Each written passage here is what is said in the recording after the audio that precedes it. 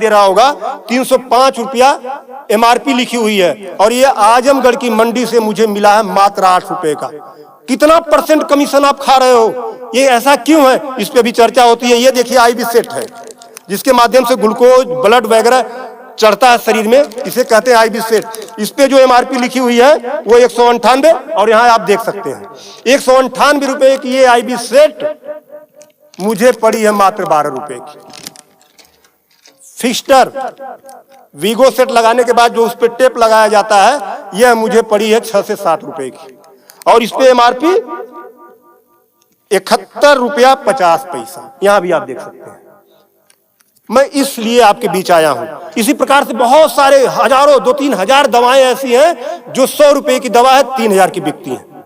Bicycle धागा जब आपका ऑपरेशन होता है, जिससे आपका सिला जाता है, वह 150 रुपए का आता है, उसकी MRP 1045 रुपया आप यहां देख सकते हैं। उसी प्रकार से लंग एक्सरसाइजर 150 रुपए का आता है, जिसका प्रिंट रेट है 690 रुपया। बुखार में जो पैरासीटामॉल की जो बोतल आती छोटी सी, वह 50 रुपए की आती है, और उसकी MRP यहां आप देखें MRP 522 रुपया है। कमर की बेल्ट जो 100 रुपए की आती है, उसे 500, 600, 700 रुपया प्रिंट। और तो और जब किसी की हड्डी टूटती है तो जो राड पड़ता है, राड अधिकतम रेट राड का 500 से लेके 1500 रुपया तक, अलग अलग वैरायटी है, 500 से 15 तक, लेकिन आपको 5000 से 20,000 रुपया 25,000 रुपया चार्ज किया जाता है। आपके दिमाग में आ रहा होगा कि अरे भाई डॉक्टर लगा रहे हैं तो उसको देखिए, डॉक्टर जब आप अस्पताल में भर्ती होते हैं तो बेड चार्ज अलग, नर्सिंग चार्ज अलग, जांच की फीसें अलग, वो सब चीजें करने के बाद 1500 रुपए की चीज खरीद कर आप 20-20 हजार का बेच रहे हो। तब मैं आपके बीच कहने आया हूं कि साथियों, उसी प्रकार से बहुत सारी दवाई हैं। 100 रुपए की दवा, एक दवा मैं देखा, ला नहीं पाया उसको, 100 रुपए की दवा, उसकी MRP 2000 रुपया लिखी हुई थी। हजारों दवाइयां हैं, आपके साथ आपको लूटने का काम कर रहा है। मुद्दा ये नहीं है कि इस पे 305 का प्रिंट छपा हुआ है। मुद्दा ये है कि इसे छपने किसने दिया? जिसे हमने चुनकर भेजा, क्या वो दलाली खा रहा है, कमीशन खा रहा है? 8 रुपए की चीज 305 रुपए का प्रिंट वो छपने क्यों दे रहा है? ये चोरी से थोड़ा ना बिक रही है, खुलेआम बिक रही है। तो ये जिम्मेदारी सरकार की है। इसीलिए मैं कह रहा हूं कि आइए, और ये मुद्दा किसी सपा, भाजपा, कांग्रेस, किसी नेता का थोड़ा ना है, ये भारत के 140 करोड़ जनता से जुड़ा हुआ मुद्दा है। आपको आगे आना होगा, और आगे आने के लिए आपको इस वीडियो को अधिक से अधिक शेयर करवाना होगा, अधिक से अधिक लोगों को बताना होगा। इसलिए नहीं कि मेरा ये प्रचार हो जाएगा, ऐसा कुछ नहीं है। इस मुहिम को जब ये वीडियो शेयर होंगे, सोशल मीडिया एक ऐसा प्लेटफॉर्म है जिससे सरकारें हिल जाती हैं।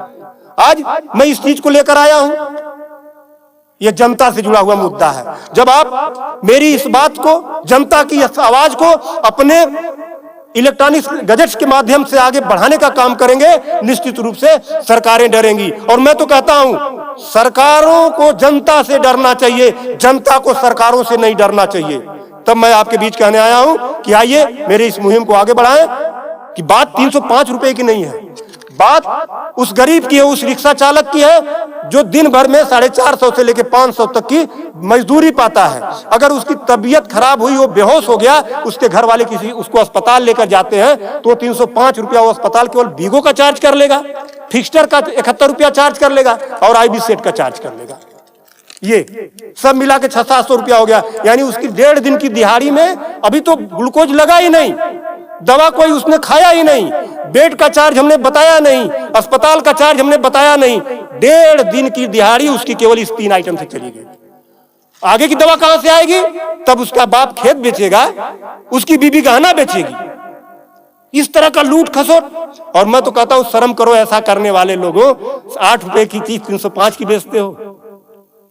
आज आपके अस्पताल में अगर जो दाई है उसका वेतन 7,000 है, यानी प्रत्येक दिन 210 रुपया।